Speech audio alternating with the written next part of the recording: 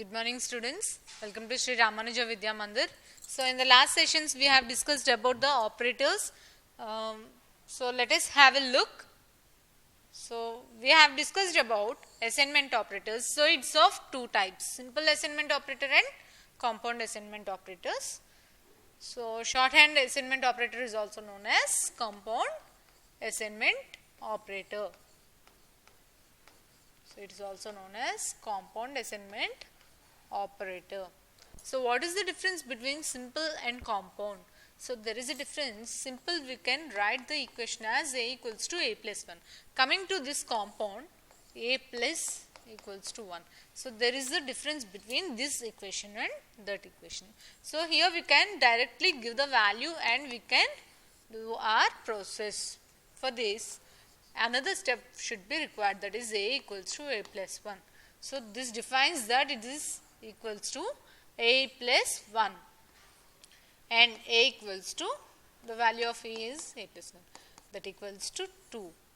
So a equals to 2 and here also a equals to 2. There is no difference between the values, but there is a difference between the process going on. So coming to this, all other operators also, like all other operator, multiplication, division, modular division.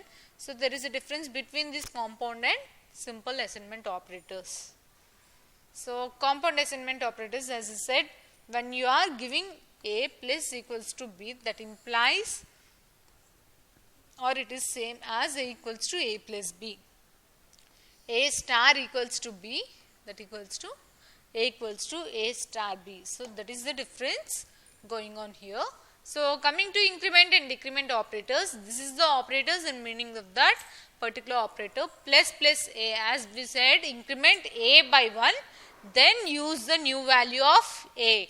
So as we discussed in the earlier session, a plus plus and plus plus a, there is a difference between these two. So this is the increment first going on, and to that we should add the particular a value.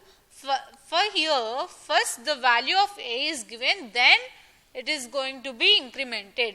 So plus plus a, that implies 1 plus a.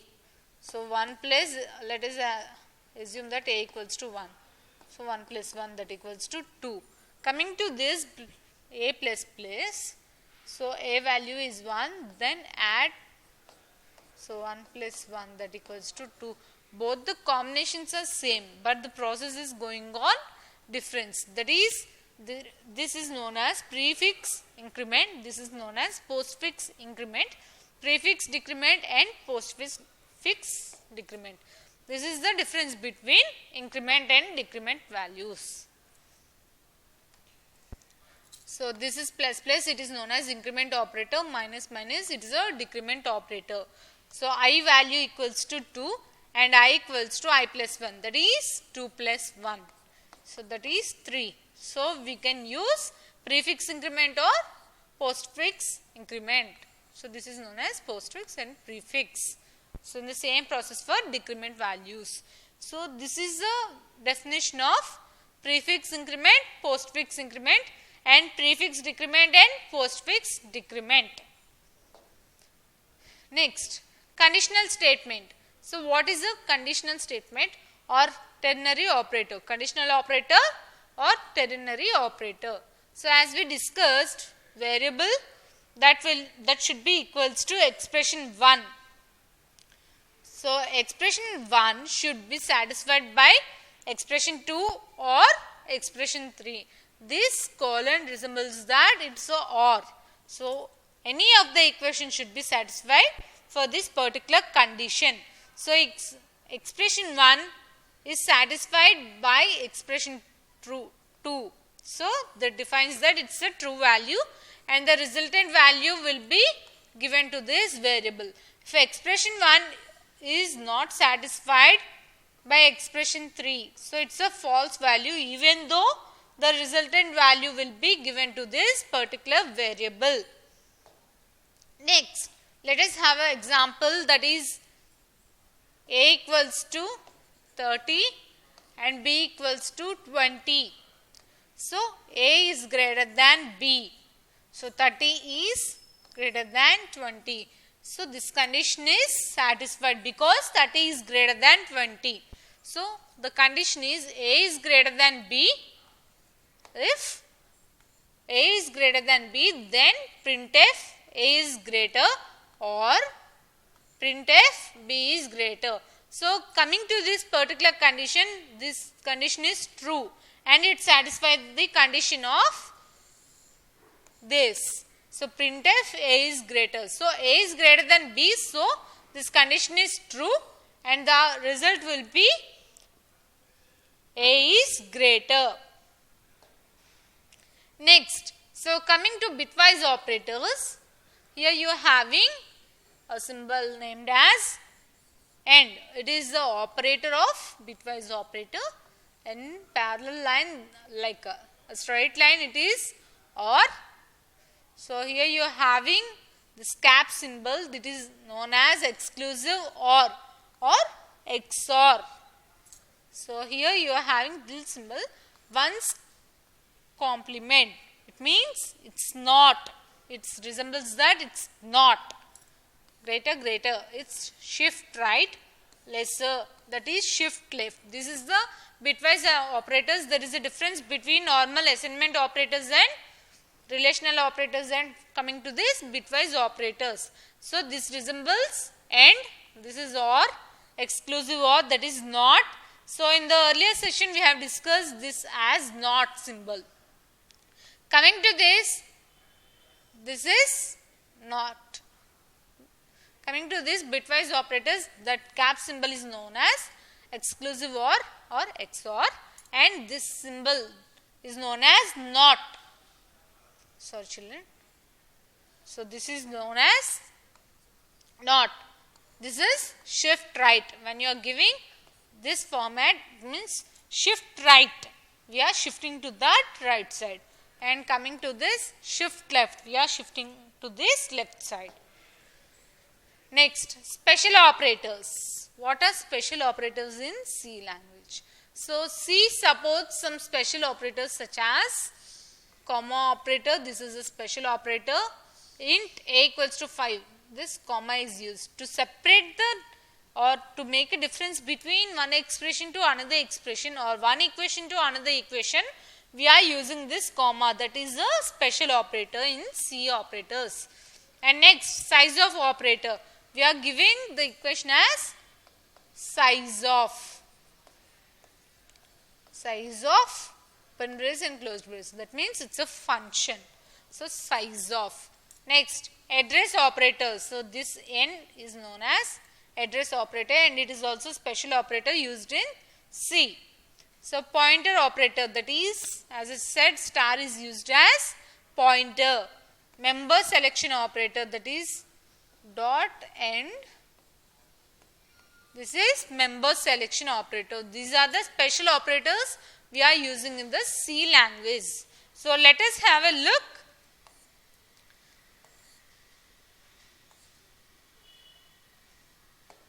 So till now we have discussed arithmetic operators. So coming to these arithmetic operators, plus, minus, star, division and modulo division. These are the arithmetic operators. Coming to relational operators, we have discussed greater, lesser, less than equals to. So greater, less than equals to or greater than equals to, equals to. These are relational operators. And logical operators, and so these are logical operators. Assignment operators we have discussed. There are of two types, simple assignment and compound assignment. So simple assignment, A equals to A plus 1, this is the example, and in this part of operator like addition operator we can include multiplication operator, subtraction operator, etc. So coming to this compound, so A plus equals to 1. So this is the compound operator format, and coming to this increment and decrement, we have two types of increment, prefix and postfix. So in that increment decrement, and in the same way increment and decrement of this postfix. Next, conditional operators. We have discussed conditional operator, the format. So, if condition is true, we will be displaying this as output. If condition is false, we will be displayed this as output. And still more, so this is the condition. So, condition question mark expression 1 colon expression 2. So, this is the expression 3, condition equals to, this is the format we are using in the conditional operator. Next, bitwise we have discussed AND, OR, cap, NOT, etc.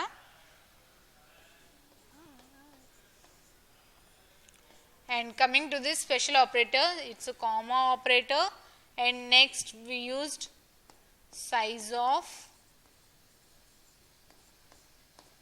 and etc. as a special operators. So, these are the operators we have discussed in the C programming. Coming to next, we are going to discuss about basic symbols of flowchart. What are the basic symbols of flowchart? Let us have a look. This is the symbol we are defining, and this is the name of that particular symbol and the function which is going to be performed of that symbol. So, this symbol is known as, the name of that symbol is start or end. For starting or for ending, we are going to use this particular symbol, and the function which is going to be held by this symbol is flowchart terminator. So, this is the terminator of the flowchart. Next, this is arrows. So, a line is a connector that represents relationships between the representative shapes and its flow direction. So, it shows the flow direction and it represents the shapes or the conditions based on the requirement. So, these arrows are used to show that particular symbols or the flow. Next, so this is for input and output. The name of this box is input and output. So, a parallelogram represents input or output of the program, and this is for process. If a process is held, this box or the symbol is used, and it is of a rectangle represent a process. Next, this is known as decision box. So, a diamond indicates a decision. So, these are the 5 types of box we are going to use in the flow chart. So, what are they? Start or end, next arrows, input or output, process, and the decision box. So, basic flow chart resembles that. So, this is the start symbol we have discussed, and the arrows are going to be show the next process or the next work to be done in the flow chart will be indicated by these arrows, and this you are giving.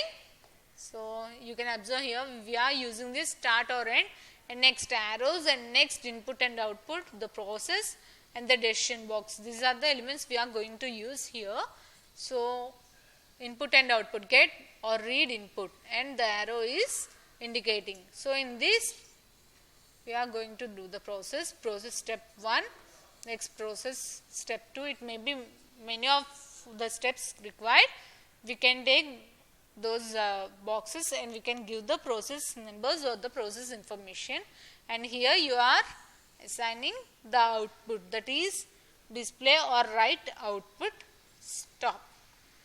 So, for stop also we are using the same box. Coming to here, we are considering the decision box. It's of diamond shape and arrow. So, no off base connector. If S connector, so you are having decision no or S. You should take only one decision at a time. If it is S, you can go for further. If it's no, you should end or stop that process at the same stage. So this is the data file going to store all these files. Next, example of flowchart. So let us have a look.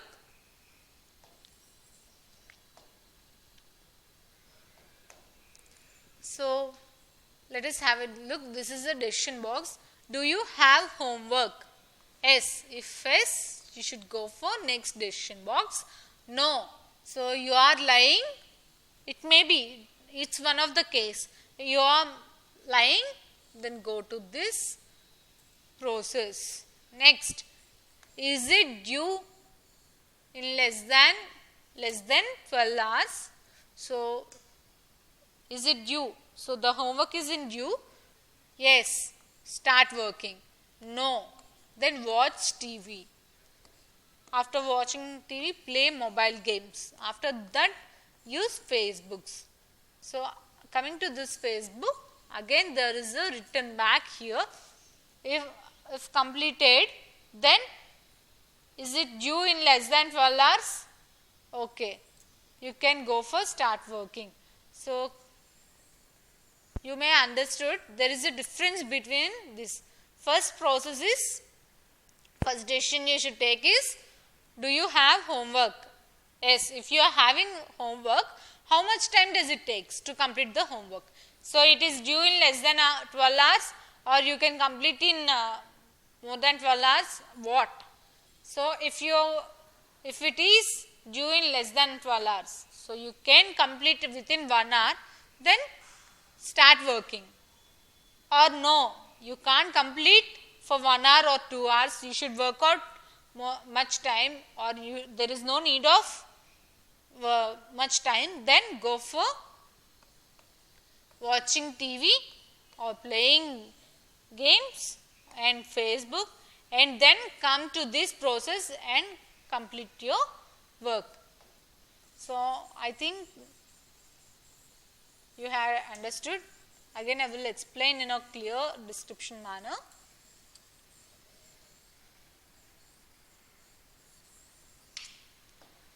So if homework is there, yes, you should go for working out. If no, you are lying that you will be having a homework. So you should come to this decision box only. So if you can work out within 1 hour, so then you can go for watching TV and playing mobile games or Facebook, and then you can come to this decision box and you can take the decision as yes, you can complete within 1 hour. So after completing all these works, start working. You can start your work and complete your work within 1 hour. If not, if you can't do that work within 1 hour, you need more time, then you should start working and giving the condition as yes, you should work out for more time, and you can work out using this start working. So flowchart of arithmetic operators. So let us have a look. Start. So this is the start format, and here you are giving x and y values. That implies the process should be done, that is z equals to x plus y. So x and y are two variables, and you are assigning two variables to z. So the sum of x and y is z. So answer will be displayed. So answer equals to no. If the answer is not correct, then again go to this process and again declare the values for that particular variables and do this whole process. And if answer is yes, so end the process. So this is the flow chart, and I am going to display some more flow charts later, and I will give a complete description of this flow charts. So flow charts are mainly used for the process should be done.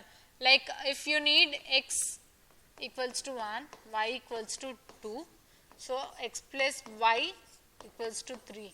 So the z value should be 3. This is the process should be done. So to perform this process, you need a flowchart to define this particular one. So you should start. So from start using the arrow marks, you should. So let us have a look here. So start symbol and next arrow. So you should give the input and output here. The process should be done in this particular box. If it is correct or wrong, you should define the decision in this box. So you should give the input x equals to 1, y equals to 2, and the process should be in a rectangle box, that is z equals to x plus y. So it should be in a straight manner from starting to ending, but there is no place. So I am shifting here. So every connection should be done by using this arrow. So z equals to x plus y. So the value of z equals to 3. The process is done. So x plus y, that is 1 plus 2, that is 3. If it's s, then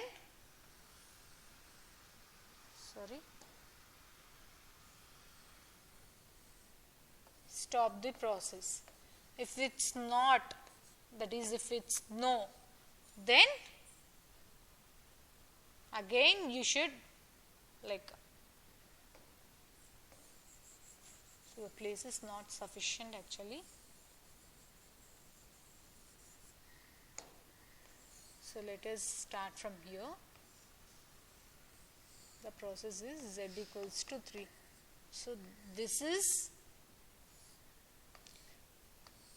we should need a decision box. If the process addition is true, so if it's s, stop the process. If addition is false, then again go to this step, that is z equals to x plus y. Again the z value will be verified and again decision will be taken, and then you can come for the stop, or the output should be displayed. So the output should be in a parallelogram format. So z equals to 3. So this is the process. Start and giving the variables and its values, the operation should be performed. If the output should be displayed.